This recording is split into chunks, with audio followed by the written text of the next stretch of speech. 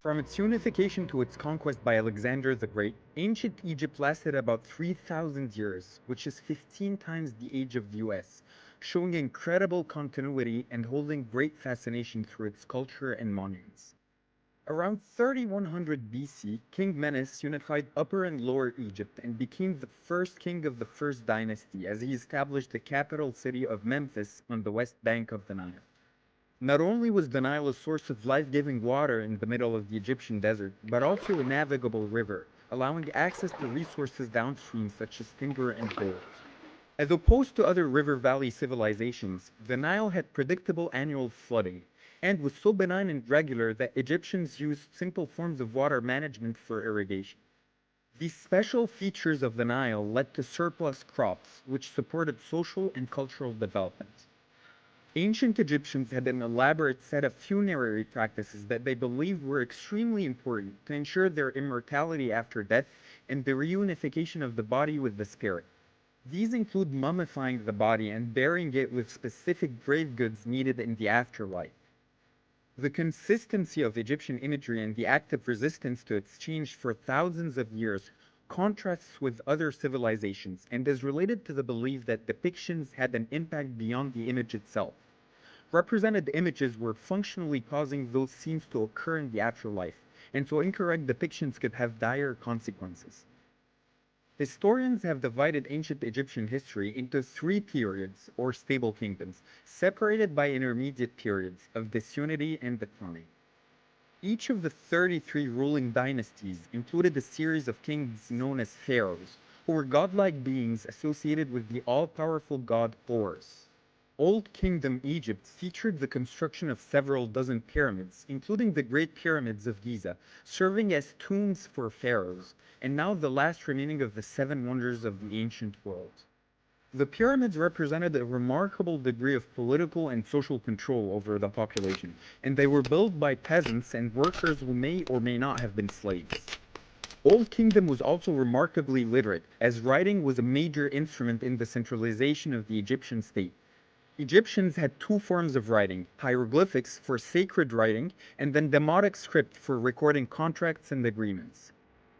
Around 2200 BC, Central Egyptian authority dissolved, leading to a civil war between provincial governors, along with a period of droughts and disease. Then the reunification of Egypt under Mentuhotep II marked the beginning of Middle Kingdom Egypt, along with the establishment of Thebes as the new capital. This period featured the colonization of Nubia in the south, as well as the rise of Osiris, judge of the dead and god of the afterlife, as the most important deity in popular religion.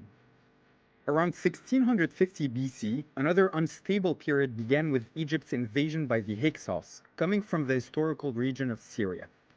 The Hyksos practiced many Egyptian customs and did not control all the land. Instead, they coexisted with native Egyptian rulers based in Thebes before being eventually defeated and driven out by Ahmose I. Around this period, god Amun acquired national importance and merged with the sun god Ra, forming Amun-Ra, the creator god and chief deity of ancient Egypt. Egypt reached the pinnacle of its power during the New Kingdom, and went on to establish the world's first great empire, stretching from Nubia to the Euphrates River in Asia.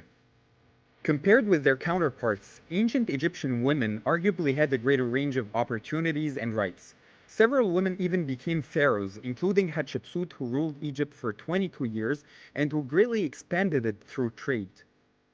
The controversial Akhenaten and his wife Nefertiti undertook a religious revolution, abandoning Egypt's traditional polytheistic religion and forcing the exclusive worship of the sun god Aten. Traditional religious practice was gradually restored under his son Tutankhamun, whose fame is due to the discovery of his tomb intact with fabulous treasures, as opposed to most other tombs that were raided and destroyed. Under Ramses II, Egypt saw an impressive amount of building, including great temples and cities, as well as the first recorded peace treaty in history with the Hittites in modern Syria. A few centuries later, Egypt was eventually invaded by the Persians till its conquest by Alexander the Great, and it's ruled by a line of Macedonian kings called the Ptolemies for 300 years. The Ptolemies were accepted as the successors to the pharaohs and established Alexandria as a new capital city. It became a wealthy cultural and trade center, famous for its library and its lighthouse, one of the seven wonders of the ancient world. The last ruler of Ptolemaic Egypt, the legendary Cleopatra VII, surrendered Egypt to the Roman Empire as the nation became a Roman province in 31 BC.